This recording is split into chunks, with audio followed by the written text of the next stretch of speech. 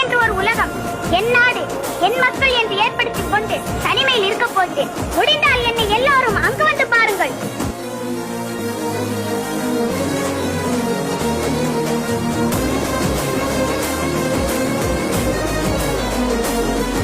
தமிழ்நாட்டை நீங்க யாரு ஆட்சி பண்றான்னு தெரியுமா?